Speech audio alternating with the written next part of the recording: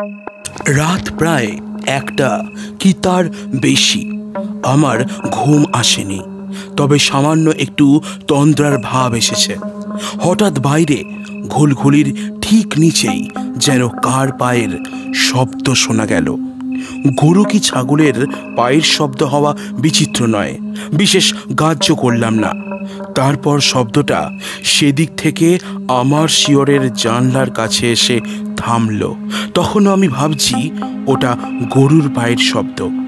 এমন সময় আমার বিস্মিত দৃষ্টির সামনে দিয়ে অস্পষ্ট অন্ধকারের মধ্যে কার একটা সুদীর্ঘ হাত একেবারে আমার বুকের কাছে, ঠিক বুকের ওপর পৌঁছলো।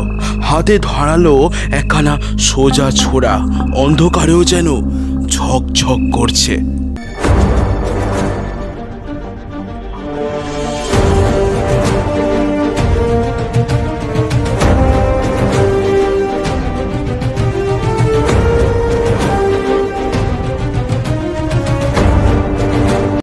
ধূমপান এবং মদ্যপান স্বাস্থ্যের পক্ষে ক্ষতিকারক।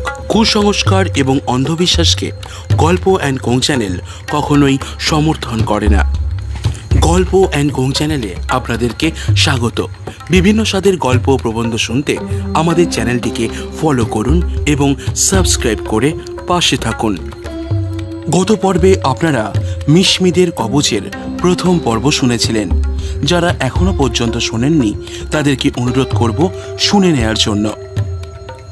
আজ আপনারা শুনবেন বিভূতিভূষণ বন্দ্যোপাধ্যায়ের লেখা উপন্যাস মিশমিদের কবচ। আজ শুনবেন দ্বিতীয় এবং অন্তিম পর্ব। শীতল পোদ্দার টাকা বার করে নিয়ে এলো একটা থলির মধ্য থেকে। বললে, সেদিনকার তহবিল আলাদা করা ছিল। সোনা বিক্রি তহবিল আমাদের আলাদা থাকে, কারণ এই নিয়ে মহাজনের সোনা কিনতে যেতে হয়।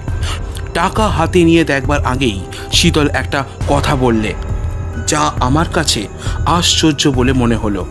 সে বললে, বাবু, এইগুলো পুরনো টাকা, পোতা টোতা ছিল বলে মনে হয়, এই চুরির টাকা নয়। আমি প্রায় চমকে উঠলাম ওর কথা শুনে। মহিন শেখরার মুখ দেখি বিবর্ণ হয়ে উঠেছে। আমি বললাম, তুমি কি করে জানলে এই পুরনো টাকা?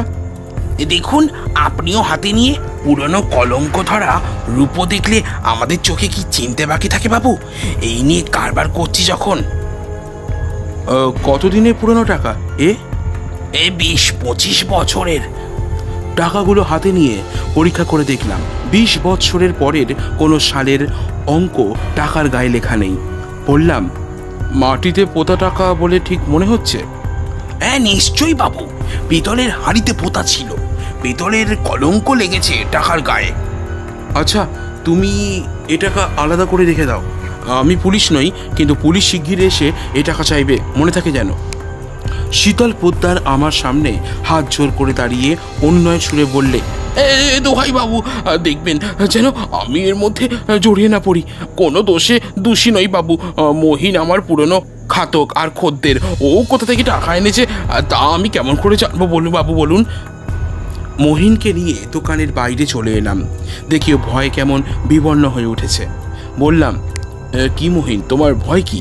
তুমি গাঙ্গুলি মশাইকে খুন করনি তো? মহিন বললে, খুন? গাঙ্গুলি মশাইকে? কি যে বলেন বাবু? দেখলাম ও সর্বশরীর যেন থরথর করে কাঁপছে। কেন, ওর এত ভয় হলো কিসের জন্য? আমরা ডিটেকটিভ, আসামি ধরতে বেরিয়ে কাউকে সাধু বলে ভাবা আমাদের স্বভাব নয়। মিস্টার সোম আমার শিক্ষাগুরু। তার একটি মূল্যবান উপদেশ হচ্ছে, যে বাড়িতে খুন হয়েছে বা চুরি হয়েছে সে বাড়ি প্রত্যেককেই ভাববে খুনি ও চোর। প্রত্যেককে সন্দেহের চোখে দেখবে, তবে খুনের কিনারা করতে পারবে, নতুবা পদে পদে ঠকতে হবে। ননিঘোষ তো আছেই এর মধ্যে। এ সন্দেহ আমার এখন বদ্ধমূল হলো। বিশেষ করে টাকা দেখবার পরে আদৌ সে সন্দেহ না থাকবারই কথা। কিন্তু এখন আবার একটা নতুন সন্দেহ এসে উপস্থিত হলো। এই মহিন শেখরার সঙ্গে খুনের কি কোনো সম্পর্ক আছে? কথাটা ট্রেনে বসে ভাবলাম। মহিনও কামরার এক পাশে বসে আছে। সে আমার সঙ্গে একটা কথাও বলেনি। জানলাদয়ে পাণ্ডুর বিবর্ণ মুখে ভীত চোখে বাইরের দিকে শূন্য দৃষ্টিতে চেয়ে আছে। মহিনের যোগাযোগে ননী ঘোষ খুন করেনি তো? দুজন মিলে হয়তো এই কাজ করেছে, কিংবা এমনও কি হতে পারে না যে মোহিনী খুন করেছে, ননী ঘোষ নির্দোষী? তবে একটা কথা, ননী ঘোষের হাতেই খাতাপত্র, কত টাকা আসছে যাচ্ছে ননী তো জানতো। মহিন শেখরা সে খবর কি করে রাখবে? তখনই একটা কথা মনে পড়ল। গাঙ্গুলি মশাই ছিলেন সরল প্রাণ লোক, যেখানে সেখানে নিজের টাকা কড়ির গল্প করে বেড়াতেন, সবাই জানে। মহিনকে বললাম, তোমার দোকানে অনেকে বেড়াতে চায় না? মহিন যেন চমকে উঠে বললে, হ্যাঁ বাবু। গাঙ্গুলি মশাইও যেতেন? তা যেতেন বই কি বাবু। গিয়ে গল্প টল্প করতেন? তা করতেন বই কি বাবু। টাকা কড়ির কথা কখনো বলতেন তোমার দোকানে বসে? সেটা তো তার স্বভাব ছিল, সে কথাও বলতেন মাঝে মাঝে। ননী ঘোষের সঙ্গে তোমার খুব মাখামাখি ভাব ছিল? আমার দোকানে আসত গহনা গড়াতে, আমার খদ্দের, এই থেকে যা আলাপ। তাছাড়া সে আমার গায়ের লোক, খুব মাখামাখি ভাব আর এমন কি থাকবে, যেমন থাকে। তুমি আর ননী দুজনে মিলে গাঙ্গুলি মশাইকে খুন করে টাকা ভাগাভাগি করে নিয়েছো, কেমন কিনা? এই প্রশ্ন করেই আমি ওর মুখের দিকে তীক্ষ্ণ দৃষ্টিতে চেয়ে দেখলাম ভয়ের রেখা ফুটে উঠল ওর মুখে। ও আমার মুখের দিকে বড় বড় চোখ করে বললে, কি যে বলেন বাবু, আমি ব্রহ্মহত্যার পাতক হবো টাকার জন্যে? দোহাই ধর্ম, আপনাকে সত্যি কথা বলছি বাবু। কিছু বুঝতে পারা গেল না। কেউ কেউ থাকে নিপুণ ধরনের স্বাভাবিক অভিনেতা, তাদের কথাবার্তা হাবে ভাবে বিশ্বাস করলেই ঠকতে হয়। এ আমি কতবার দেখেছি। শ্যামপুরে ফিরে আমি গাঙ্গুলি মশাইয়ের ছেলে শ্রী গোপালের সঙ্গে দেখা করলাম। শ্রী গোপাল বললে, থানা থেকে দারোগা বাবু আর ইন্সপেক্টর বাবু এসেছিলেন, আপনাকে খুঁজছিলেন। তুমি গহনার কথা কিছু বললে নাকি তাদের? না, আমি কেন সে কথা বলতে যাব, আমাকে কোনো কথা তো বলে দেননি। হ্যাঁ, বেশ করেছো। ওরা আপনার সেই কাঠের তক্তা মতো জিনিসটা দেখতে চাইছিলেন। কেন? সে কথা কিছু বলেননি। তারাও দেখে কিছু করতে পারেন, আমি তাদের দিয়ে দিতে প্রস্তুত আছি, কিন্তু তারা পারবেন বলে আমার ধারণা নেই। বিকেলের দিকে আমি নির্জনে বসে অনেকক্ষণ ভাবলাম। আমার দৃঢ় বিশ্বাস মিশমি জাতির কাষ্ঠ নির্মিত রক্ষা কবচের সঙ্গে এই খুনির যোগ আছে। সেই রক্ষা কবচ প্রাপ্তি এমন একটা অপ্রত্যাশিত ঘটনা যে আমার কাছে সেটা রীতিমতো সমস্যা হয়ে উঠেছে ক্রমশ। ননী ঘোষের সঙ্গেও এর সম্পর্ক এমন নিবিড় হয়ে উঠেছে যেটা আর কিছুতেই উপেক্ষা করা চলে না। শীতল পোদ্দারের দোকানের টাকার কথা যদি পুলিশকে বলি, তবে তারা এক্ষুনি ননীকে গ্রেপ্তার করে, কিন্তু সেই দিক থেকে মস্ত বাধা হচ্ছে সে টাকা যে ননী ঘোষ দিয়েছিল মহিনকে, তার প্রমাণ কি? মহিনের কথার ওপর নির্ভর করা ছাড়া এক্ষেত্রে অন্য কোনো প্রমাণ নেই। শীতল পোদ্দারও তো ভুল করতে পারে। হয়তো এমনও হতে পারে মহিন শেখরাই আসল খুনি। তার দোকানে বসে গাঙ্গুলি মশাই কখনো টাকার গল্প করে থাকবেন, তারপর সুবিধা পেয়ে মহিন গাঙ্গুলি মশাইকে খুন করেছে। পোতা টাকা পোদ্দারের দোকানে চালিয়ে এখন ননীর ওপর দোষ চাপাচ্ছে। ননী ঘোষের সঙ্গে সন্ধ্যার সময় দেখা করলাম। ওকে দেখে কিন্তু আমার মনে কেমন সন্দেহ হলো। লোকটার মধ্যে কোথায় কি গলদ আছে। ও খুব সাচ্চা লোক নয়। আমাকে দেখে প্রতিবারই ও কেমন হয়ে যায়। লোকটা ধূর্তও বটে, ওর চোখ মুখের ভাবেও সেটা বোঝা যায় বেশ। ওকে জিজ্ঞাসা করলাম, তুমি মহিনের দোকান থেকে তাবিজ গড়িয়েছ সম্প্রতি? ননী বিবর্ণ মুখে আমার দিকে চেয়ে বললে,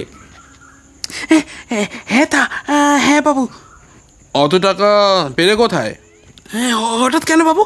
আমরা তিন পুরুষে ঘি মাখনের ব্যবসা করি, টাকা হাতে ছিল, তা ভাবলাম নগদ টাকা পাড়া গায়ে রাখা। টাকা নগদ দিয়েছিলেন না নোটে? এই নগদ। সব টাকা তোমার ঘি মাখন বিক্রির টাকা? হ্যাঁ বাবু। ননীকে ছেড়ে দিয়ে গ্রামের মধ্যে বেড়াতে বেরুলাম। ননী অত্যন্ত ধূর্ত লোক, ওর কাছ থেকে কথা বার করা চলবে না দেখা যাচ্ছে। বেড়াতে বেড়াতে গাঙ্গুলি মশাইয়ের বাড়ির কাছে গিয়ে পড়েছি। এমন সময় দেখি কে একজন ভদ্রলোক গাঙ্গুলি মশাইয়ের ছেলে শ্রী গোপালের সঙ্গে দাঁড়িয়ে কথা কইছেন। আমাকে দেখে শ্রীগোপাল বললে, এই যে আসুন, চা খাবেন? না, এখন খাবো না, ব্যস্ত আছি। আসুন, আলাপ করিয়ে দিই। ইনি সুশীল রায়, আর ইনি জানকীনাথ বড়ুয়া, আমাদের পাড়ার জামাই, আমার বাড়ির পাশের ওই বুড়ির দিদিমার জামাই। উনিও একটু একটু মানে ওকে সব বলেছিলাম। আমি বুঝলাম জানকী বড়ুয়া আর যাই হোক, সে আমার প্রতিদ্বন্দ্বী আর একজন প্রাইভেট ডিটেকটিভ। মনটা হঠাৎ যেন বিরূপ হয়ে উঠল শ্রীগোপালের প্রতি। সে আমার ওপর এরই মধ্যে আস্থা হারিয়ে ফেলেছে এবং কোথা থেকে আর একজন গোয়েন্দা আমদানি করে তাকে সব ঘটনা খুলে বলছিল। আমাকে আসতে দেখে থেমে গিয়েছে। আমি জানকীবাবুকে বললাম, আপনি কি বুঝছেন? কি সম্বন্ধে? কোন সম্বন্ধে? কিছুই না, তবে আমার মনে হয়। কি বলুন? এখানকার লোকই খুন করেছে। আপনি বলেছেন এই গাঁয়ের লোক? এই গাঁয়ের জানাশোনা লোক ভিন্ন এই কাজ হয়নি। ননী ঘোষের সম্বন্ধে আপনার মনে কি হয়? আমি বিস্মিতভাবে জানকীবাবুর মুখের দিকে চাইলাম। তাহলে শ্রীগোপাল দেখছি ননী ঘোষের কথাও এই ভদ্রলোকের কাছে বলেছে। ভারী রাগ হলো শ্রীগোপালের ব্যবহারে। আমার ওপর তাহলে আদৌ আস্থা নেই ওর দেখছি। একবার মনে হলো জানকীবাবুর কথার কোনো উত্তর আমি দেব না। অবশেষে ভদ্রতা বোধেরই জয় হলো। বললাম, ননী ঘোষের কথা আপনাকে কে বললে? কেন? শ্রীগোপালের মুখে সব শুনেছি।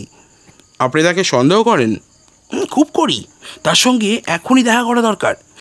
তার হাতেই যখন টাকার হিসেব লেখা হতো। দেখুন না, ভালোই তো।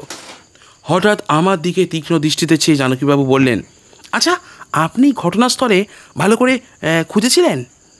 খুঁজেছিলাম বই কি। কিছু পেয়েছিলেন? আমি জানকীবাবুর এ প্রশ্নে দস্তুর মতো বিস্মিত হলাম।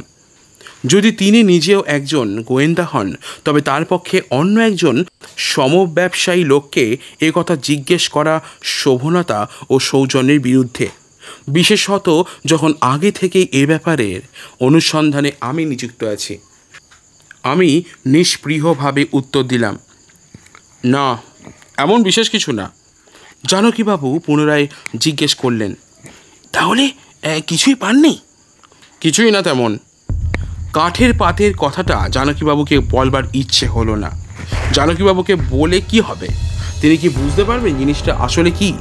মিস্টার সোমের সাহায্য ব্যতীত কি আমারই বোঝার কোনো সাধ্য ছিল? মিস্টার সোমের মতো পণ্ডিত ও বিচক্ষণ গোয়েন্দা খুব বেশি নেই এদেশে, এই আমি হলফ করে বলতে পারি।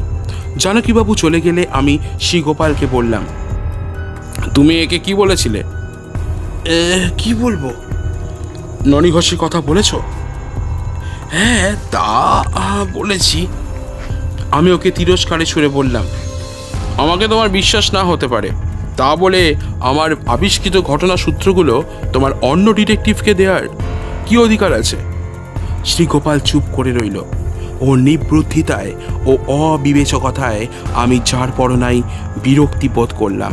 সেদিন সন্ধ্যার কিছু আগে আমি মহিন শেখরার সঙ্গে আবার দেখা করতে গেলাম। মহিন আমায় দেখে ভয় ভয় একটা টুল পেতে দিল বসবার জন্যে। আমি বললাম, মহিন, একটা সত্যি কথা বলবে? কি বলুন। তোমার সঙ্গে ননীর ঝগড়া বিবাদ হয়েছিল কিছুকাল আগে। মহিন আমার দিকে অবাক হয়ে চেয়ে থেকে বললে, ননী বলেছে বুঝি? সব মিথ্যে কথা ওর বাবু, ও সব মিথ্যে।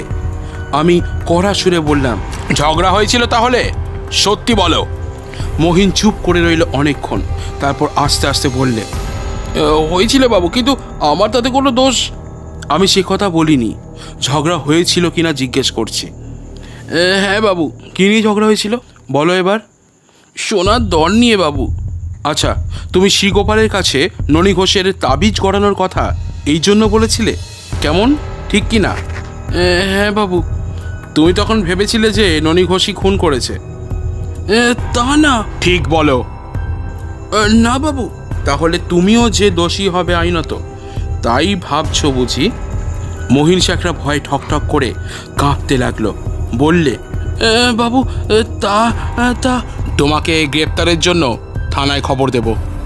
মহিন আমার পা জড়িয়ে ধরে বললে, দোহাই বাবু, আমার সব কথা শুনুন আগে। আপনি দেশের লোক, আমার সর্বনাশ করবেন না বাবু। কাচ্চা বাচ্চা মারা যাবে। কি বলো? তখন আমিও লুটের টাকা বলে সন্দেহ করিনি। কি করে করব বলুন বাবু, তা কি সম্ভব? তবে কখন সন্দেহ করলে? বাবু, শ্রীগোপালই আমায় বললে আপনি ননী ঘোষকে সন্দেহ করেন।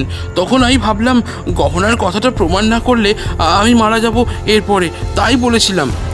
শ্রীগোপালের নির্বুদ্ধিতা দেখছি নানা দিক থেকে প্রকাশ পাচ্ছে। যদি ওর বাবার খুনের আসামি ধরা না পড়ে তবে সেটা ওর নির্বুদ্ধিতার জন্যেই ঘটবে। কথাটা শ্রীগোপালকে বলবার জন্য তার বাড়ির দিকে চললাম। রাস্তাটা বাড়ির পেছনের দিকে, শিগগির হবে বলে শর্টকাট করতে গেলাম বনের মধ্য দিয়ে। সেই বন যেখানে আমি সেদিন মিশমেজাতির কবচ ও দাঁতন কাঠির গোড়া সংগ্রহ করেছিলাম। অন্ধকারেই যাচ্ছিলাম, হঠাৎ একটা সাদা মতো কি কিছু দূরে দেখে থমকে দাঁড়িয়ে গেলাম। জিনিসটা নড়ছে চড়ছে আবার। অন্ধকারের জন্যে ভয় যেন বুকের রক্ত হিম করে দিলে। এই বনের পরেই গাঙ্গুলি মশাইয়ের বাড়ি। গাঙ্গুলি মশাইয়ের ভূত নাকি রে বাবা? হঠাৎ একটা টর্চ জ্বলে উঠল, সঙ্গে সঙ্গে কি কড়া গলায় হাঁকলে, কে ওখানে? আমিও তো তাই জিজ্ঞাসা করতে যাচ্ছিলাম, কে আপনি? ও, আমার সামনে সোজা হয়ে দাঁড়িয়ে পড়ল একটা মনুষ্য মূর্তি। টর্চের আলো আধার কেটে গেলে দেখলাম সে জানকীবাবু ডিটেকটিভ। বিস্ময় সুরে বললাম, আপনি কি করছিলেন অন্ধকারে বনের মধ্যে? জানকীবাবু অপ্রতিভ সুরে বললেন, আমি এই ও বুঝেছি, কিছু মনে করবেন না, হঠাৎ এসে পড়েছিলাম এখানে। না না, কিছু না। তাড়াতাড়ি পাশ কাটিয়ে চলি এগিয়ে। ভদ্রলোক শুধু অপ্রতিভ নয়, যেন হঠাৎ ভীত ও ত্রস্ত হয়ে পড়েছেন। কি মুশকিল, এসব পাড়াগায় শহরের মতো বাথরুমের বন্দোবস্ত না থাকাতে সত্যই অনেকের বড়ই অসুবিধে হয়। জানকী বড়ুয়া প্রাইভেট ডিটেকটিভকে এই অন্ধকারে গাঙ্গুলি মশাইয়ের ভূত বলে মনে হয়েছিল ভেবে আমার খুব হাসি পেল। ভদ্রলোককে কি বিপন্নই করে তুলেছিলাম। সেদিন সন্ধ্যার পরে শ্রীগোপালের বাড়ি বসে চা খাচ্ছি। এমন সময় জানকীবাবু আমার পাশে এসে বসলেন। তাকেও চা দেয়া হলো।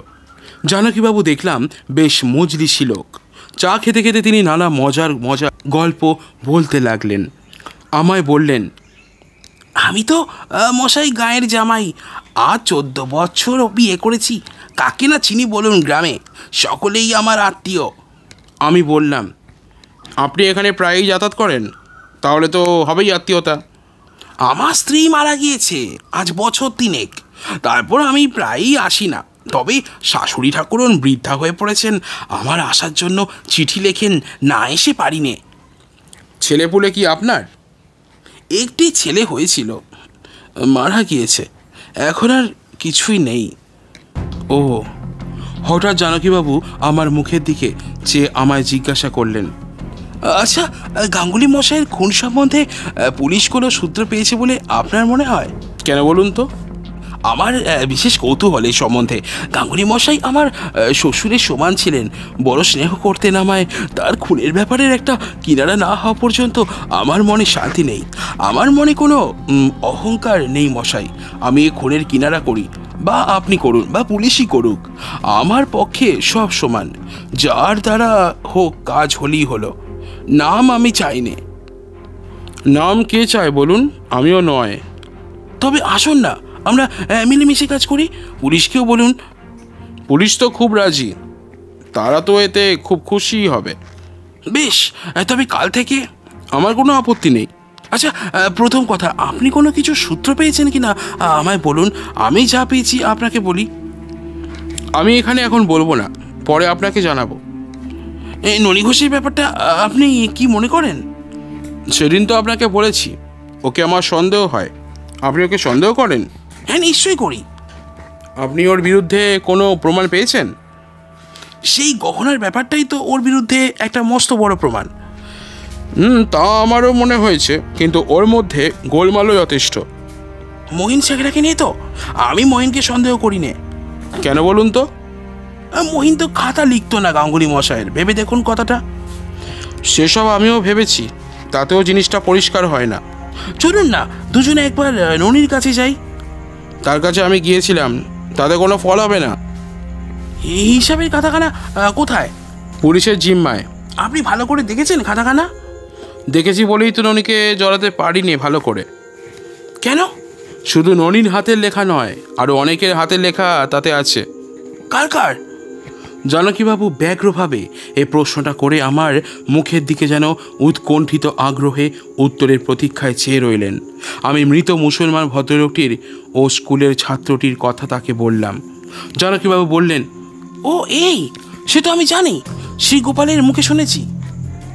যা শুনেছেন তার বেশি আমারও কিছু বলবার নেই। পরদিন সকালে ননি ঘোষ এসে আমার কাছে হাজির হলো। বললে, বাবু, আপনার সঙ্গে একটা কথা আছে। কি? জানকীবাবু এই গায়ের জামাই বলে খাতির করি, কিন্তু উনি কাল রাতে আমায় যেরকম গালমন্দ দিয়ে এসেছেন তাতে আমি বড় দুঃখিত। বাবু, যদি দোষ করে থাকি পুলিশে দিন, গালমন্দ কেন? তুমি বড় চালাক লোক ননি, আমি সব বুঝি। পুলিশে দেবার হলে তোমাকে একদিনও হাজতের বাইরে রাখবো ভেবেছ? হ্যাঁ বাবু, কি আমাকে এখনো সন্দেহ করেন? লোকটা সাংঘাতিক ধূর্ত। আমার দৃঢ় বিশ্বাস এই খুন যেই করুক ননি তার মধ্যে নিশ্চয়ই জড়িত। অথচ ও ভেবেছে যে আমার চোখে ধুলো দেবে। বললাম, সে কথা এখন নয়, 1 মাসের মধ্যেই জানতে পারবে। বাবু, আপনি আমাকে যতই সন্দেহ করুন, ধর্ম যতদিন মাথার ওপর আছে। ধূর্ত লোকেরাই ধর্মের দোহাই পারে বেশি। লোকটার ওপর সন্দেহ দ্বিগুণ বেড়ে গেল। সারাদিন অন্য কাজে ব্যস্ত ছিলাম। সন্ধ্যার পরে আহারাদি সেরে অনেকক্ষণ বই পড়লাম। তারপর আলো নিভিয়ে দিয়ে নিদ্রা দেবার চেষ্টা করলাম, কিন্তু কেন জানি না অনেক রাত পর্যন্ত ঘুম হলো না, এবং বোধহয় সেই জন্যই সে রাত্রে আমার প্রাণ বেঁচে গেল। ব্যাপারটা কি হলো খুলে বলি। সেও এক কৃষ্ণপক্ষের গভীর অন্ধকার রাত্রি। মাঝে মাঝে বৃষ্টি পড়ছে, আবার থেমে যাচ্ছে, অথচ গুমট কাটেনি। আমার ঘরটার উত্তর দিকে একটা মাত্র কাঠের গড়াদে দেয়া জানলা, জানলার সামনাসামনি দরজা। পশ্চিম দিকের দেয়ালে জানলা নেই, একটা ঘুলঘুলি আছে মাত্র। রাত প্রায় 1টা কি তার বেশি। আমার ঘুম আসেনি, তবে সামান্য একটু তন্দ্রার ভাব এসেছে। হঠাৎ বাইরে ঘুলঘুলির ঠিক নিচেই যেন কার পায়ের শব্দ শোনা গেল। গরু কি ছাগলের পায়ের শব্দ হওয়া বিচিত্র নয়, বিশেষ গ্রাহ্য করলাম না। তারপর শব্দটা সেদিক থেকে আমার শিয়রের জানলার কাছে এসে থামল। তখনও আমি ভাবছি ওটা গরুর পায়ের শব্দ। এমন সময় আমার বিস্মিত দৃষ্টির সামনে দিয়ে অস্পষ্ট অন্ধকারের মধ্যে কার একটা সুদীর্ঘ হাত একেবারে আমার বুকের কাছে, ঠিক বুকের ওপর পৌঁছলো। হাতে ধারালো একখানা সোজা ছোরা, অন্ধকারেও যেন ঝকঝক করছে। শুনছেন বিভূতিভূষণ বন্দ্যোপাধ্যায়ের লেখা উপন্যাস মিশমিদের কবচ। আজ শুনছেন 2য় এবং অন্তিম পর্ব। আমাদের চ্যানেলটিকে এখনও সাবস্ক্রাইব না করে থাকলে অবশ্যই সাবস্ক্রাইব করে নিন। ততক্ষণে আমার বিস্ময়ের প্রথম মুহূর্ত কেটে গিয়েছে। আমি তাড়াতাড়ি পাশ মোড়া দিয়ে ছোড়া সমেত হাতখানা ধরতে গিয়ে মুহূর্তের জন্য একটা বাঁশের লাঠিকে চেপে ধরলাম। পরক্ষণে কে এক জোর ঝটকায় লাঠিখানা আমার হাত থেকে ছিনিয়ে নিলে। সঙ্গে সঙ্গে ছোড়ার তীক্ষ্ণ অগ্রভাগের আঘাতে আমার হাতের কবজি ও বুকের খানিকটা চিরে রক্তারক্তি হয়ে গেল। তাড়াতাড়ি উঠে টর্চ জেলে দেখি বিছানা রক্তে মাখামাখি হয়ে গিয়েছে। তখনই ন্যাকড়া ছিঁড়ে হাতে জলপটি বেঁধে লণ্ঠন জ্বাললাম। লাঠির অগ্রভাগে তীক্ষ্ণাগ্র ছোড়া বাঁধা ছিল। আমার বুক লক্ষ্য করে ঠিক কুড়ুলের কোপের ধরনের লাঠি উঁচিয়ে কোপ মারলেই ছোড়া পিঠের ওদিক দিয়ে ফুঁড়ে বেরোতো। তারপর বাঁধন আলগা করে ছোড়াখানা আমার বিছানার পাশে কিংবা আমার ওপর ফেলে রাখলেই আমি যে আত্মহত্যা করেছি এই কথা বিশেষজ্ঞ ভিন্ন অন্য লোককে ভুল করে বোঝানো চলতো। আমি নিরস্ত ছিলাম না। মিস্টার সোমের ছাত্র আমি। আমার বালিশের তলায় 6 অটোমেটিক ওয়েবলি লুকানো, সেটা হাতে করে তখনই বাইরে এসে আলো ধরে ঘরের চারিদিকে সর্বত্র খুঁজলাম। জানলার কাছে জুতো শুদ্ধ টাটকা পায়ের দাগ। ভালো করে টর্চ ফেলে দেখলাম কি জুতা, রবার সোল না চামড়া, অন্ধকারে ভালো বোঝা গেল না। এখনই এই জুতোর শোলের একটা ছাঁচ নেওয়া দরকার, কিন্তু তার কোনো উপকরণ দুর্ভাগ্যের বিষয় আজ আমার কাছে নেই। আমার মনে কেমন ভয় করতে লাগলো। আকাশের দিকে চাইলাম। কৃষ্ণপক্ষের ঘোর মেঘান্ধকার রজনী। এমনই রাত্রে ঠিক গত কৃষ্ণপক্ষেই গাঙ্গুলি মশাই খুন হয়েছিলেন। আমি শ্রীগোপালের বাড়ি গিয়ে ডাকলাম, শ্রীগোপাল, শ্রীগোপাল, ওঠো ওঠো। শ্রীগোপাল জড়িত কণ্ঠে উত্তর দিল, কে? বাইরে এসো, আলো নিভিয়ে এসো, সব বলছি। শ্রীগোপাল একটা কেরোসিনের টেমি জ্বালিয়ে চোখ মুছতে মুছতে বিস্মিত মুখে বার হয়ে এসে বললে, কে? ও আপনি এত রাত্রে কি মনে করে? চলো বসি, সব বলছি। এক গ্লাস জল খাও তো দেখি। চা খাবেন? স্টোভ আছে, চা খোর আমি সব মজুদ রাখি, করে দিই। চা খেয়ে আমি আর বসতে পারছি না, ঘুম যেন চোখ ঢুলে আসছে। শ্রীগোপাল বললে, বাকি রাতটুকু আমার এখানেই শুয়ে কাটিয়ে দেবেন এখন। ব্যাপার সব শুনে শ্রীগোপাল বললে, এর মধ্যে ননি আছে বলে মনে হয়, এ তারই কাজ। না না, বলেন কি? না, এ ননির কাজ নয়। কি করে জানলেন? এখানকার লোক ছোড়ার ব্যবহার জানে না। বাংলাদেশের পাড়াগায়ে ছোড়ার ব্যবহার নেই। তবে এ কাজ যে করেছে সে বাংলার বাইরে থাকে। তুমি কাউকে রাতের কথা বলো না কিন্তু। আপনাকে খুন করতে আসার উদ্দেশ্য? আমি দোষী খুঁজে বার করবার কাজে পুলিশকে সাহায্য করছি, এছাড়া আর অন্য কী উদ্দেশ্য থাকতে পারে? ভোর হলো, আমি উঠে আমার ঘরে চলে গেলাম। জানলার বাইরে সেই পায়ের দাগ তেমনই রয়েছে। রবার শোলের জুতো বেশ স্পষ্ট বোঝা যাচ্ছে। ক নম্বরের জুতো তাও জানা গেল। বিকেলে আমি ভাবলাম একবার মামার বাড়ি যাব। এই গ্রামে ডাক্তার নেই ভালো। মামার বাড়ি গিয়ে আমার ক্ষতস্থানটা দেখিয়ে ওষুধ নিয়ে আসব। ঘরের মধ্যে জামা গায়ে দিতে গিয়ে মনে হলো আমার ঘরের মধ্যে কে যেন ঢুকেছিল। কিছুই থাকে না ঘরে, একটা ছোট চামড়ার সুটকেস, তাতে খান কত কাপড় জামা। কে ঘরের মধ্যে ঢুকে সুটকেসটা মেঝেতে ফেলে তার মধ্যে হাতে কি খুঁজছে? কাপড় জামা বা একটা মানিব্যাগে গোটা 2 টাকা ছিল, সেগুলো ছোঁয়নি। বালিশের তলা, এমনকি তোষকটা তলা পর্যন্ত খুঁজেছে। আমি প্রথমটা ভাবলাম এ কোনো ছিচকে চোরের কাজ, কিন্তু চোর টাকা নেয়নি। তবে কি রিভলভারটা চুরি করতে এসেছিল? সেটা আমার পকেটেই আছে অবশ্যই। সে উদ্দেশ্য থাকা বিচিত্র নয়। জানকীবাবুকে ডেকে সব কথা বললাম। জানকীবাবু শুনে বললেন, চলুন জায়গাটা একবার দেখে আসি। ঘরে ঢুকে আমরা সব দিক ভালো করে খুঁজে দেখলাম, সব ঠিক আছে। জানকীবাবু আমার চেয়েও ভালো করে খুঁজলেন। তিনিও কিছু বুঝতে পেরেছেন বলে মনে হলো না। বললাম, দেখলেন তো? টাকা কড়ি কিছু যায়নি? কিচ্ছু না। আর কোনো জিনিস আপনার ঘরে ছিল? কি জিনিস? অন্য কোনো দরকারি, মানে মূল্যবান? এখানে মূল্যবান জিনিস কি থাকবে? হ্যাঁ তাই তো। হঠাৎ আমার একটা কথা মনে পড়ল। মিশমিদের সেই কবচ আর দাঁতন কাঠি টুকরোটা আমি এই ঘরে কাল পর্যন্ত রেখেছিলাম, কিন্তু কাল কি মনে করে শ্রী গোপালের বাড়ি যাবার সময় সে জিনিস দুটি আমি পকেটে করে নিয়ে গিয়েছিলাম। এখনও পর্যন্ত সে দুটি আমার পকেটেই আছে, কিন্তু কথাটা জানকীবাবুকে বলি করেও বলা হলো না। জানকীবাবু যাবার সময় বললেন, ননির ওপর আপনার সন্দেহ হয়? হয় খানিকটা। একবার ওকে ডাকিয়ে দেখি। এখন নয়, আমি মামার বাড়ি যাই, তারপর ওকে ডেকে জিজ্ঞাসা করবেন। কিছুক্ষণ পরে আমি জানকীবাবুর কাছ থেকে বিদায় নিয়ে মামার বাড়ি চলে এলাম। আমার মামার বাড়ির পাশে সুরেশ ডাক্তারের বাড়ি।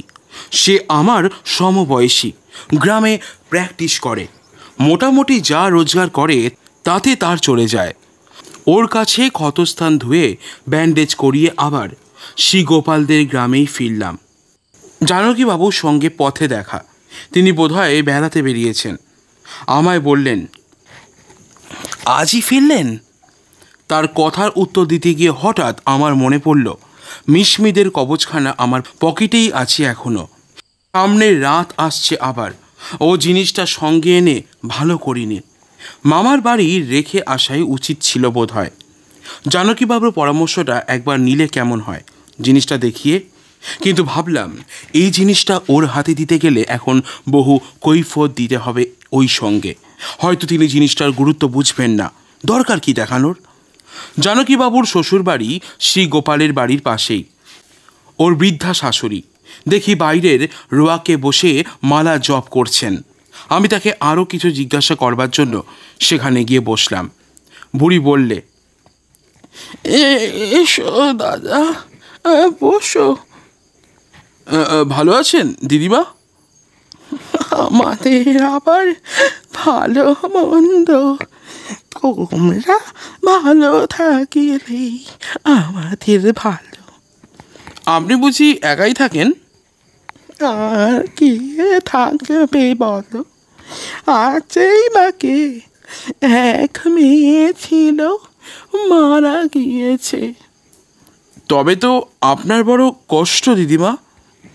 কি করব দাদা, অদেষ্টে দুঃখ থাকলে কেউ ঠেকাতে পারে? আমি একটু অন্যমনস্ক হয়ে গিয়েছিলাম। বুড়ির সামনের গোয়ালের ছিটে বেড়ায় একটা অদ্ভুত জিনিস রয়েছে। জিনিসটা হচ্ছে খুব বড় একটা পাতার টৌকা। পাতাগুলো শুকনো তামাক পাতার মতো ঈষৎ লালচে। পাতার বোনা ওরকম টোকা বাংলাদেশের পাড়াগায়ে কখনো দেখিনি। জিজ্ঞেস করলাম, দিদিমা ও জিনিসটা কি, এখানে তৈরি হয়? বৃদ্ধা বললেন, ওটা এ দেশের নয় দাদা। কোথায় পেয়েছিলেন ওটা? আমার জামাই এনে দিয়েছিল। আপনার জামাই জানকীবাবু বুঝি? হ্যাঁ দাদা, ও আসামের চা বাগানে থাকতো কিনা, ওই আর বছর এনেছিল। হঠাৎ আমার মনে কেমন একটা খটকা লাগলো। আসাম, চা বাগান, এই ক্ষুদ্র গ্রামের সঙ্গে সুদূর আসামের যোগ কিভাবে স্থাপিত হতে পারে? এ আমার নিকট একটা মস্ত বড় সমস্যা, একটা ক্ষীণ সূত্র মিলেছে। আমি বললাম, জানকীবাবু বুঝি আসামে থাকতেন? হ্যাঁ দাদা, অনেক দিন ছিল, এখন আর থাকে না। আমার সে মেয়ে মারা গিয়েছে কিনা, তবুও জামাই মাঝে মাঝে আসে। গাঙ্গুলি মশাইয়ের সঙ্গে বড় ভাব ছিল, এলেই ওখানে বসে গল্প, চা খাওয়া। ও, বুড়ো খুন হয়েছে শুনে জামাইয়ের কি দুঃখ। গাঙ্গুলি মশাইয়ের মৃত্যুর কদিন পরে এলেন উনি? 3-4 দিন পরে দাদা। আপনার মেয়ে মারা গিয়েছেন কতদিন হলো দিদিমা? তা বছর 3 হলো, এই শ্রাবণে।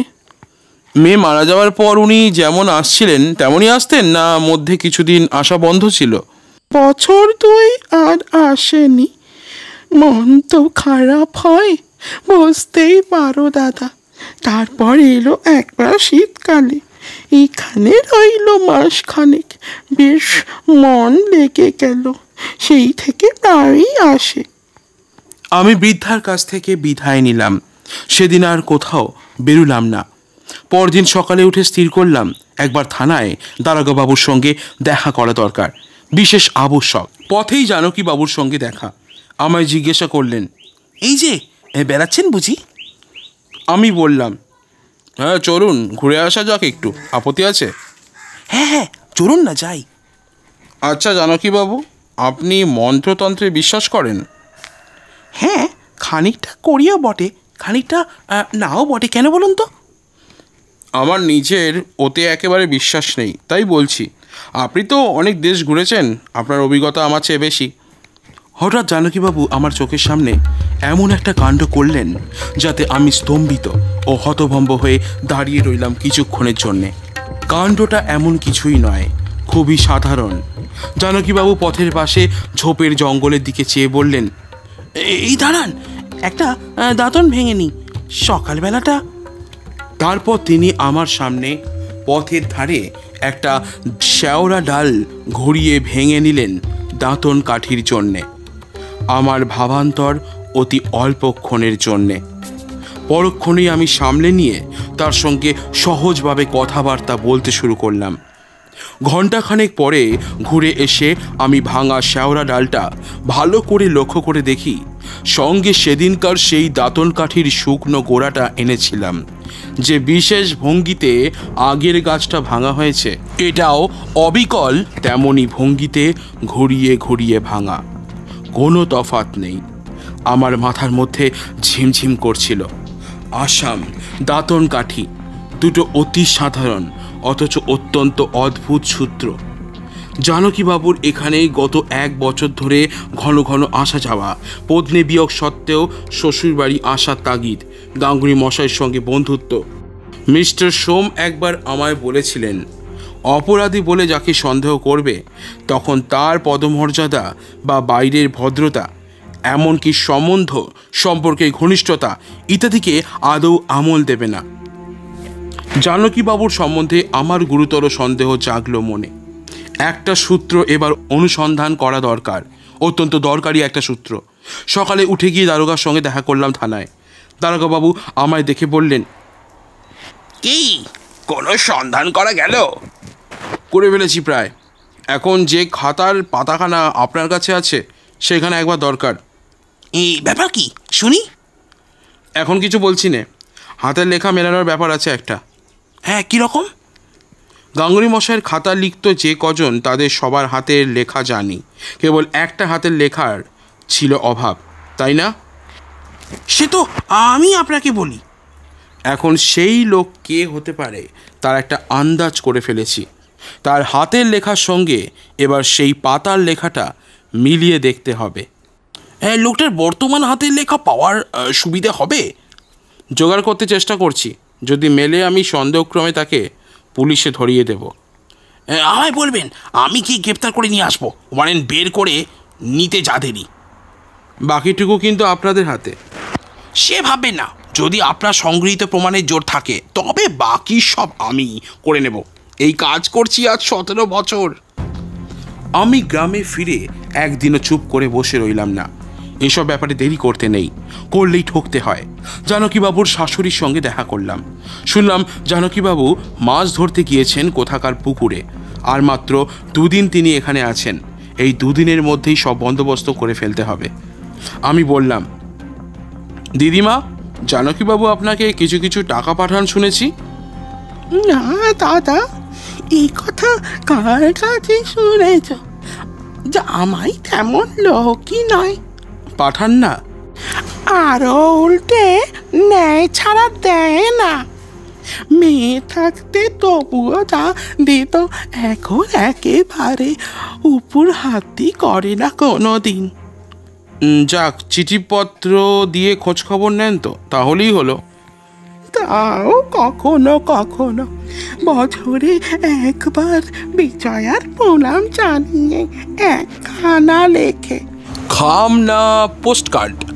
হ্যাঁ, খাম না রেজিস্টার চিঠি। তুমিও যেমন দাদা, মেয়ে বেছে না থাকলেই জামাই পর হয়ে যায়।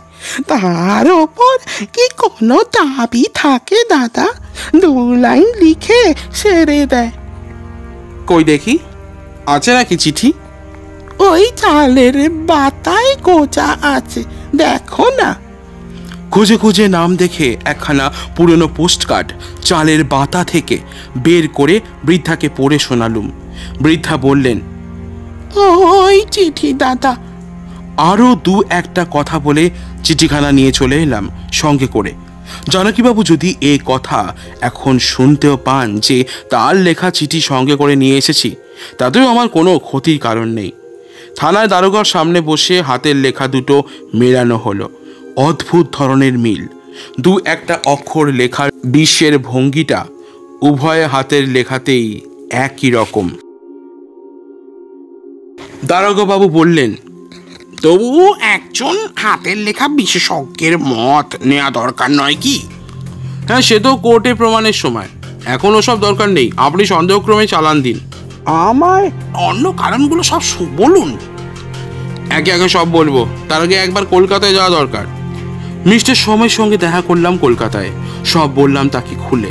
তিনি বললেন, একটা কথা বলি, তোমাদের সাক্ষী সাবুত প্রমাণ সূত্রাদির চেয়েও একটা বড় জিনিস আছে। এটার সূত্র ধরে অপরাধী বের করতে বড্ড সাহায্য করে। অন্তত আমায় তো অনেকবার যথেষ্ট সাহায্য করেছে। সেটা হলো অঙ্কশাস্ত্র।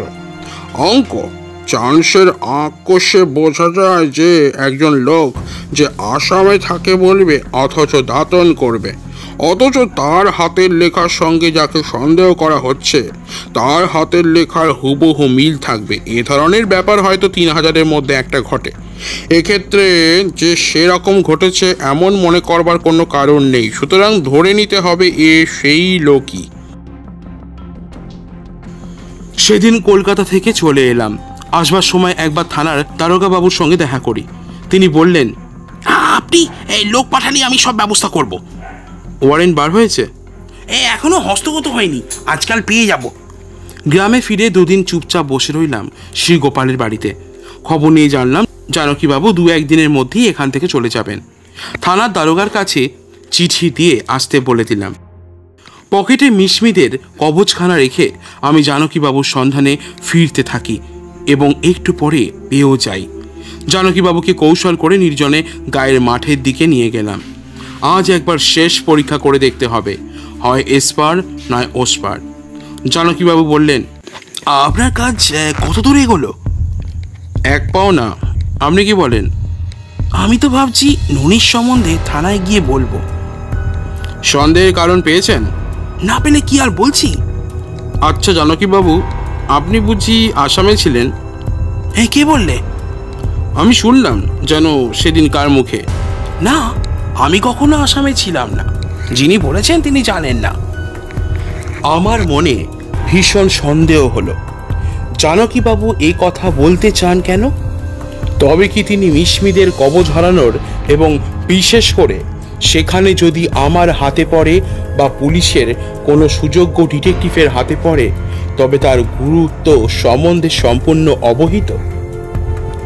আমি তখন আমার কর্তব্য স্থির করে ফেলেছি। বললাম, মানে অন্য কেউ বলেনি। আপনার দেয়া একটা পাতা টোকা সেদিন আপনার শ্বশুরবাড়িতে দেখে ভাবলাম এই টোকা আসাম সদিয়া অঞ্চল ছাড়া কোথাও পাওয়া যায় না। মিশমিদের দেশে অমন টোকার ব্যবহার আছে।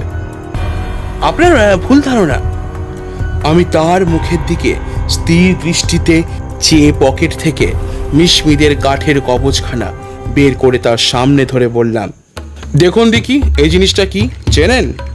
যে রাত্রে গাঙ্গুলি মশাই খুন হন সে রাত্রে তার বাড়ির পেছনে এটা কুড়িয়ে পাই। আসামে মিশমি জাতের মধ্যে এই ধরনের কাঠের কবচ পাওয়া যায় কিনা তাই।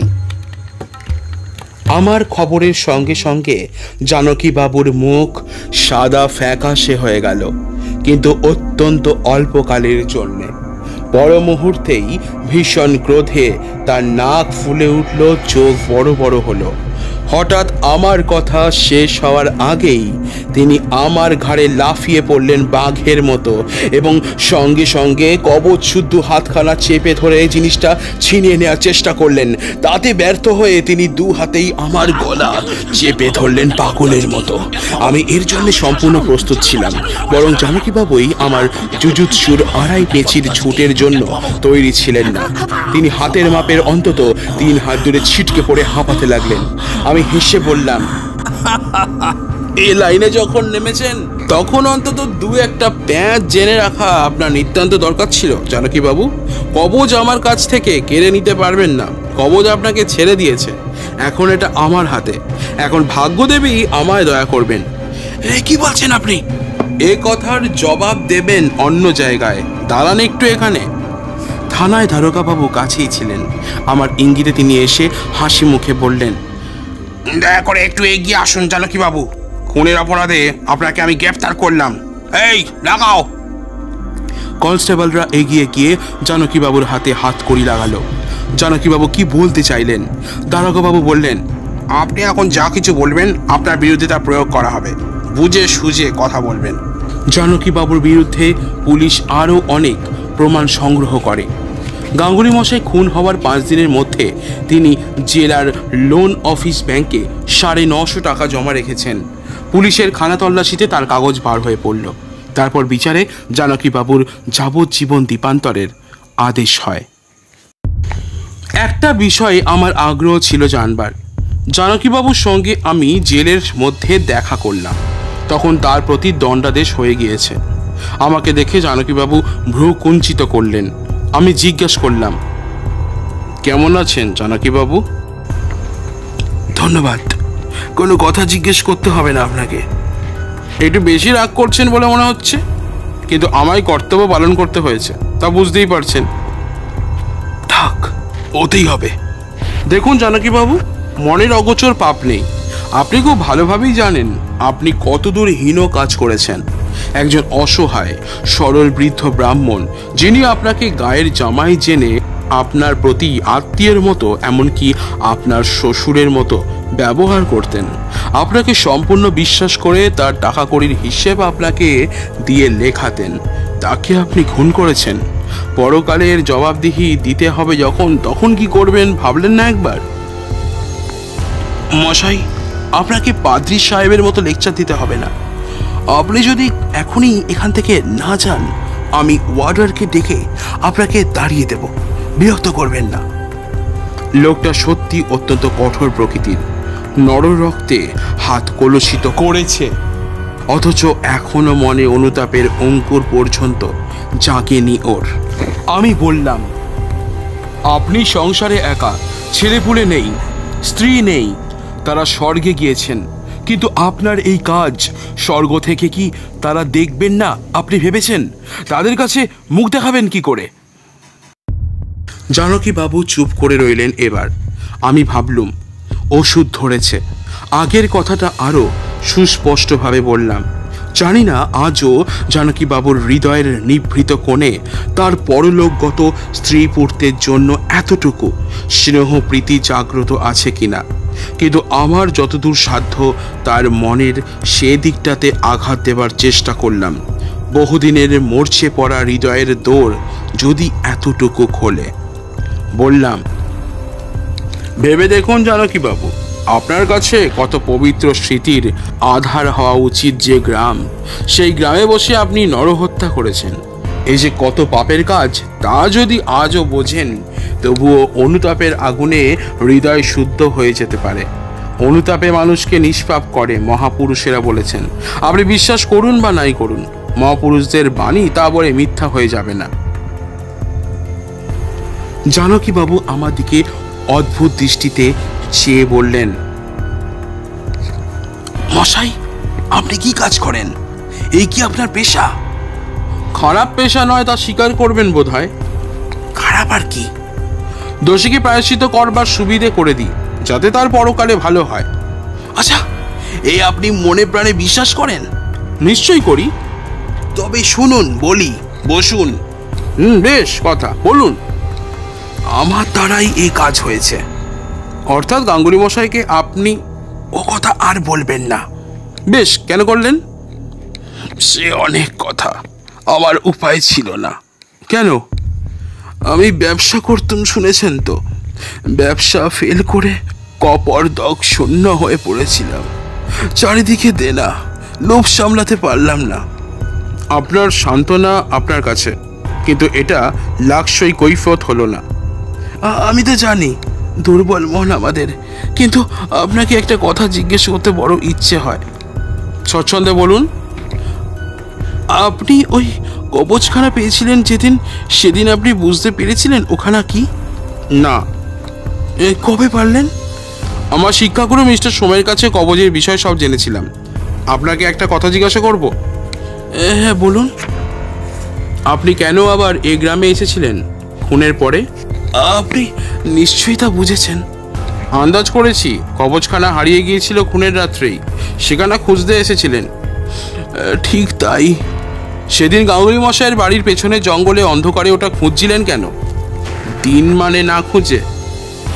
দিনেই খুঁজতে শুরু করেছিলাম, রাত হয়ে পড়ল। ওখানেই যে হারিয়েছিলেন তা জানলেন কি করে? ওটা সম্পূর্ণ আন্দাজি ব্যাপার। কোনো জায়গায় যখন খুঁজে পেলাম না, তখন মনে পড়লো ওই জঙ্গলে দাঁতন ভেঙেছিলাম, তখন পকেট থেকে পড়ে যেতে পারে, তাই। আমি ওর মুখে একটা ভয়ের চিহ্ন পরিস্ফুট হতে দেখলাম। বললাম, সব কথা খুলে বলুন, আমি এখনো আপনার সব কথা শুনিনি, তবে আপনার মুখ দেখে তা বুঝতে পারছি। জানকীবাবু ফিসফিস করে কথা বলতে লাগলেন, যেন তার গোপনীয় কথা শুনবার জন্যে জেলে সেই ক্ষুদ্র কামরার মধ্যে কেউ লুকিয়ে ওত পেতে বসে রয়েছে। তার এ ভাব পরিবর্তনে আমি একটু আশ্চর্য হয়ে গেলাম। ভয়ে দুঃখে লোকটার মাথা খারাপ হয়ে গেল নাকি? আমায় বললেন, ওখানে এখন কোথায়? এক্সিবিট হিসাবে কোর্টেই জমা আছে। তারপর কে নিয়ে নেবে? আপনার সম্পত্তি আপনার ওয়ারিয়েশন কোর্টে দরখাস্ত করলে। জানকীবাবু ভয়ে যেন কোনো অদৃশ্য শত্রুকে দু হাত দিয়ে ঠেলে দেবার ভঙ্গিতে হাত নাড়তে নাড়তে বললেন, না না না না, আমিও চাই না, আমার ওয়ারিশান কেউ নেই, ও আমি চাই না। ওই সর্বনেশে কবচই আমাকে আজ এই অবস্থায় এনেছে, আপনি জানেন না ও কি। এই পর্যন্ত বলেই তিনি চুপ করে গেলেন, যেন অনেকখানি বেশি বলে ফেলেছেন। যা বলবার ইচ্ছে ছিল তার চেয়েও বেশি, আর তিনি কিছু বলতে চান না বা ইচ্ছে করেন না। আমি বললাম, আপনি যদি না নিতে চান আমি কাছে রাখতে পারি। আমার দিকে অবিশ্বাসের দৃষ্টিতে চেয়ে জানকীবাবু বললেন, আপনি সাহস করেন? এর মধ্যে সাহস করবার কি আছে? আমায় দেবেন। আপনি আমায় পুলিশে ধরিয়ে দিয়েছেন, আপনি আমার শত্রু, তবুও এখন ভেবে দেখছি আমার পাপের প্রায়শ্চিত্তের ব্যবস্থা করে দিয়েছেন আপনি। আপনার ওপর আমার রাগ নেই, আমি আপনাকে বন্ধুর মতো পরামর্শ দিচ্ছি, ও কবচ আপনি কাছে রাখতে যাবেন না। কেন? সে অনেক কথা, সংক্ষেপে পড়লাম, ও জিনিসটা দূরে রেখে চলবেন।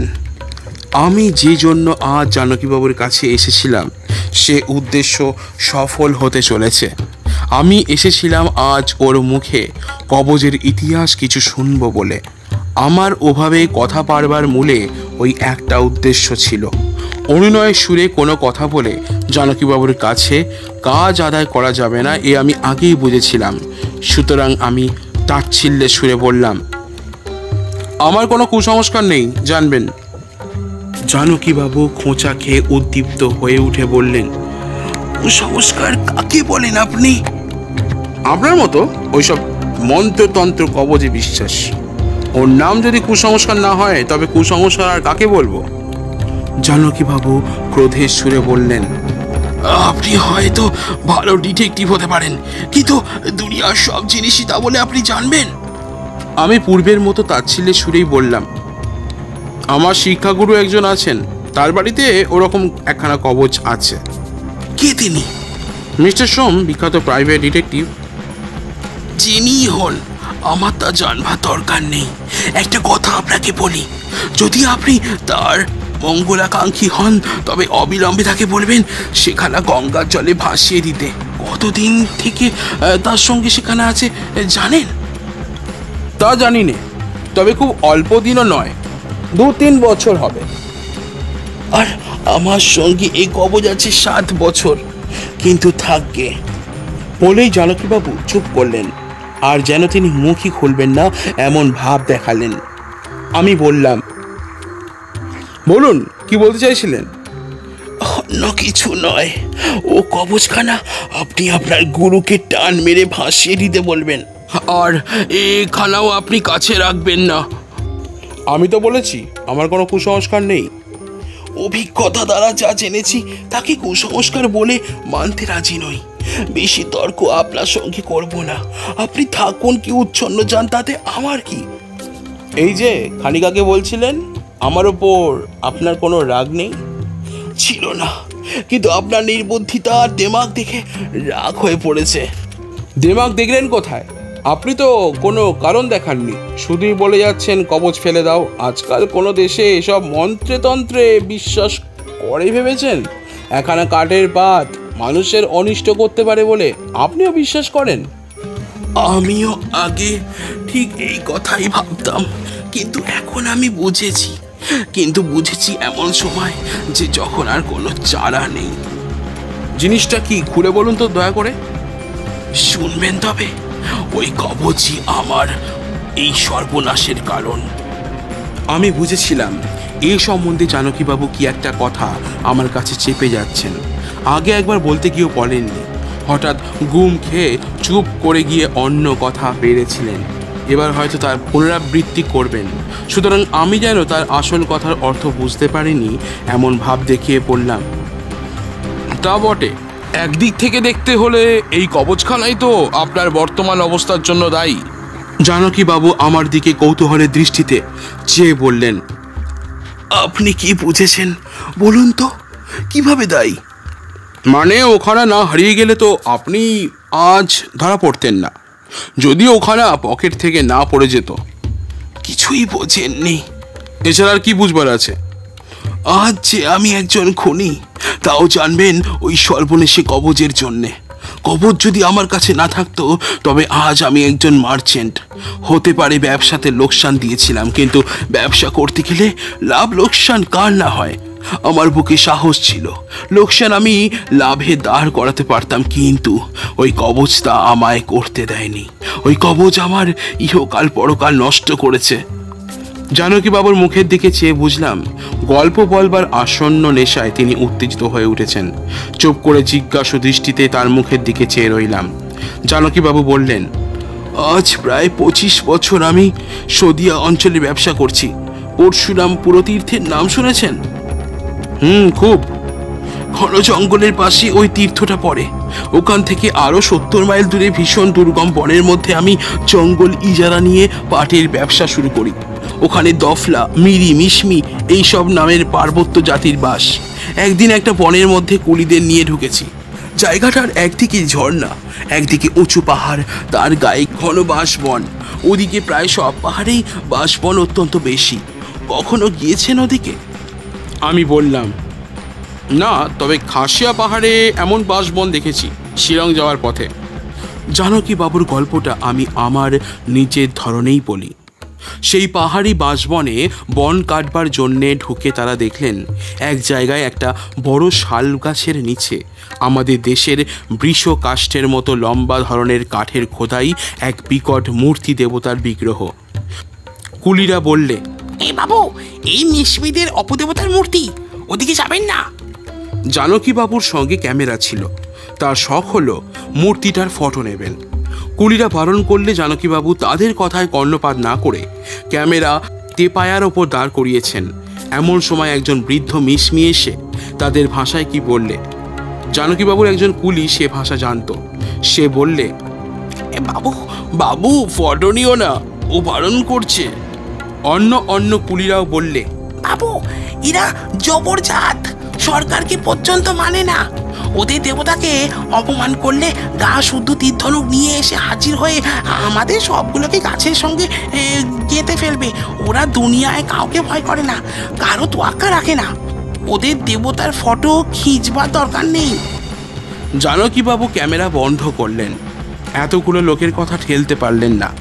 তারপর নিজের কাজকর্ম সেরে তিনি যখন জঙ্গল থেকে ফিরবেন তখন আর একবার সেই দেব মূর্তি দেখবার বড় আগ্রহ হলো। সন্ধ্যার তখন বেশি দেরি নেই। পাহাড়ি বাঁশবনের নিবিড় ছায়া ঘহন পথে বন্য জন্তুদের অতর্কিত আক্রমণের ভয়।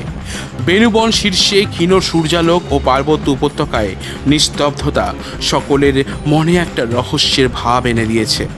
কুলিদের বারণ সত্ত্বেও তিনি সেখানে গেলেন। সবাই ভীত ও বিস্মিত হয়ে উঠল যখন সেখানে গিয়ে দেখলে কোন সময় সেখানে একটি শিশু বলি দেওয়া হয়েছে। শিশুটির ধর ও মুন্ড পৃথক পৃথক পড়ে আছে। কাঠে খোদাই বৃষ কাষ্ঠ জাতীয় দেবতার পাদমূলে অনেকটা জায়গা নিয়ে কাঁচা আজ শুকনো রক্ত। সেখানে সেদিন আর তারা বেশিক্ষণ দাঁড়ালেন না। জানকীবাবু বললেন, আমার কি কুগ্রহ মশাই, আর যদি সেখানে না যাই তবে সবচেয়ে ভালো হয়, কিন্তু তা না করে আমি আবার পরের দিন সেখানে গিয়ে হাজির হলাম। পুলিদের মধ্যে একজন লোক আমায় যথেষ্ট নিষেধ করেছিল। সে বলেছিল, বাবু তুমি কলকাতার লোক, এইসব দেশের গতিক কিছু জানো না। জঙ্গলি দেবতা হলেও ওদের একটা শক্তি আছে, তা তোমাকে ওদের পথে নিয়ে যাবে, তোমার অনিষ্ট করবার চেষ্টা করবে। ওখানে অত যাতায়াত করো না বাবু।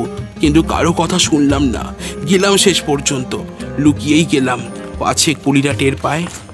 কেন যে জানকীবাবু সেখানে গেলেন তিনি তা আজও ভালো জানেন না, কিংবা হয়তো রক্ত পিপাসু বর্বর দেবতার শক্তি তাকে সেখানে যাওয়ার প্ররোচনা দিয়েছিল, কে জানে। জানকীবাবু বললেন, ক্যামেরা নিয়ে যদি যেতাম তাহলে তো বুঝতাম ফটো নিতে যাচ্ছি, তাই বলছিলাম কেন যে সেখানে গেলাম তা নিজেই ভালো জানি নে। আমি বললাম, সে মূর্তির ফটো নিয়েছিলেন? না, কোনোদিনই না, কিন্তু তার চেয়েও খারাপ কাজ করেছিলাম, এখন তা বুঝতে পারছি। জানকীবাবু যখন সেখানে গেলেন তখন ঠিক থমথম করছে দুপুরবেলা। পাহাড়ি পাখিদের ডাক থেমে গিয়েছে, বনতল নীরব, বাঁশের ঝাড়ে ঝাড়ে শুকনো বাঁশের খোলা পাতা পড়বার শব্দ ছাড়া আর কোনো শব্দ নেই। দেব মূর্তির একেবারে কাছে যাবার অত্যন্ত লোভ হলো, কারণ কুলিরা সঙ্গে থাকায় এতক্ষণ তা তিনি করতে পারেননি। গিয়ে দেখলেন শিশুর শবের চিহ্নও সেখানে নেই। রাত্রে বন্য জন্তুতে খেয়েই ফেলুক বা জঙ্গলিরাই নিজের খাবার জন্য সরিয়ে নিয়ে যাক, অনেকক্ষণ তিনি মূর্তিটার সামনে দাঁড়িয়ে রইলেন। কেমন এক ধরনের মোহ, একটা সুতীব্র আকর্ষণ। সত্যিকার নরবলি দেয়া হয় যে দেবতার কাছে এমন দেবতা কখনো দেখেননি বলেই বোধহয় আকর্ষণটা বেশি প্রবল হলো, কিংবা অন্য কিছু তা বলতে পারেন না তিনি। সেই সময় ওই কাঠের কবচখানা দেবমূর্তির গলায় ঝুলতে দেখে জানকীবাবু কিছু না ভেবে, চারিদিকে কেউ কোথাও নেই দেখে সেখানা চট করে মূর্তিটার গলা থেকে খুলে নিলেন। আমি বিস্মিত সুরে বললাম, খুলে নিলেন? কি ভেবে নিলেন হঠাৎ? ভাবলাম একটা নিদর্শন নিয়ে যাব এদেশের জঙ্গলের দেবতার, আমাদের দেশের 5 জনের কাছে দেখাবো। নরবলি খায় যে দেবতা, তার সম্বন্ধে যখন বৈঠকখানা জাকিয়ে বসে গল্প করব, তখন সঙ্গে সঙ্গে এখানেও বার করে দেখাবো, লোককে আশ্চর্য করে দেব। বোধহয় এইরকমই একটা উদ্দেশ্য তখন থেকে থাকবে। কিন্তু যখন নিলাম গলা থেকে খুলে, তখনই মশাই আমার সর্বশরীর যেন কেঁপে উঠল, যেন মনে হলো একটা কি অমঙ্গল ঘনিয়ে আসছে আমার জীবনে। ও ধরনের দুর্বলতাকে কখনোই আমল দিইনি। সেটা খুলে নিয়ে পকেটজাত করে ফেললাম একেবারে। মিশমিদের অনেকে এরকম কবচ গলায় ধারণ করে, সেটাও দেখেছি, কিন্তু তারপরে শত্রুদের সঙ্গে যুদ্ধ করতে যাওয়ার সময় বিশেষ করে এই কবচ তারা পড়বেই। তারপর আর কিচ্ছু না। 7 বছর কবচ আছে আমার কাছে, জঙ্গলি জাতের জঙ্গলি দেবতার কবচ। ও ধীরে ধীরে আমায় নামিয়েছে এই 7 বছরে। এক একটা জিনিসের এক একটা শক্তি আছে। আমায় দিয়ে জাল করিয়েছে, পাওনাদারে টাকা মেরে দেওয়ার ফন্দি দিয়েছে, শেষকালে মানুষের রক্তে হাত রাঙিয়ে দিলে পর্যন্ত। একজন সম্ভ্রান্ত ভদ্র ব্যবসাদার ছিল মশাই, আজ কোথায় এসে নেমেছি দেখুন। এই প্রবৃত্তি জাগাবার মূলে ওই কবচখানা। আমি দেখেছি যখন ওখানা আমার কাছে থাকতো, তখনই নানা রকম দুষ্ট বুদ্ধি জাগতো মনে। কাকে মারি, কাকে ফাঁকি দিই, লোভ জিনিসটা দূর দমনীয় হয়ে উঠতো। গাঙ্গুলি মশাইয়ের খুনের দিনের রাত্রে আমি 10টার গাড়িতে অন্ধকারে স্টেশনে নামি। কেউ আমায় দেখেনি, আমার পকেটে ওই কবচ। কিন্তু যাক সে কথা, আর এখন বলবো না। বলুন না। না, আমার ঘাড় থেকে এখন ভূত নেমে গিয়েছে, আর সে ছবি মনে করতে পারবো না। এখন করলে ভয় হয়। নিজের কাজ করেই কবচ সরে পড়লো সে রাত্রেই। আমার সর্বনাশ করে ওর প্রতিহিংসা পূর্ণ হলো বোধ হয়। কে বলবে বলুন? স্টিমারে আমায় একজন বারণ করেছিল, কিন্তু আসাম থেকে ফিরবার পথে ব্রহ্মপুত্রের উপর স্টিমারে একজন বৃদ্ধ আসামি ভদ্রলোককে ওখানে দেখাই। তিনি আমায় বললেন, এ কোথায় পেলেন আপনি? এ মেরি আর মিশমিদের কবচ। পশু এখানে মানুষের স্থান নিয়েছে। ওরা যখন অপরের গ্রাম আক্রমণ করতে যেত, অপরকে খুন জখম করতে যেত, তখন দেবতার মন্তব্রত এই কবচ পড়ত গলায়। এ আপনি কাছে রাখবেন না, আপনাকে অমঙ্গলের পথে নিয়ে যাবে। তখনও যদি তার কথা শুনি তাহলে কি আজ এমন হয়? তাই আপনাকে আমি বলছি, আমি তো গেলামই, ও কবজ আপনি আপনার কাছে কখনো রাখবেন না। জানকীবাবু চুপ করলেন। যে উদ্দেশ্য নিয়ে এসেছিলাম তা পূর্ণ হয়েছে। জানকীবাবুর মুখে কবজের ইতিহাসটা শুনবার জন্যই আসা। বললাম, আমি যা করেছি কর্তব্যের খাতিরে করেছি। আমার বিরুদ্ধে রাগ পুষে রাখবেন না মনে, আমায় ক্ষমা করবেন। নমস্কার। বিদায় নিয়ে চলে এলাম ওর কাছ থেকে।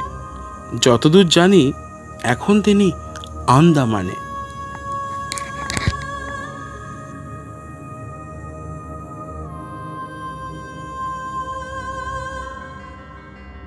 শুনছিলেন বিভূতিভূষণ বন্দ্যোপাধ্যায়ের লেখা উপন্যাস মিশমিদের কবজ। আজ শুনলেন দ্বিতীয় এবং অন্তিম পর্ব। বিভিন্ন স্বাদের গল্প এবং প্রবন্ধ শুনতে আমাদের চ্যানেলটিকে ফলো করুন এবং সাবস্ক্রাইব করে পাশে থাকুন। দেখা হচ্ছে আপনাদের সাথে জীবন স্মৃতির নতুন পর্ব নিয়ে, এবং অবশ্যই পরের সপ্তাহে আরও একটি নতুন গল্প নিয়ে। ভালো থাকবেন আপনারা সবাই।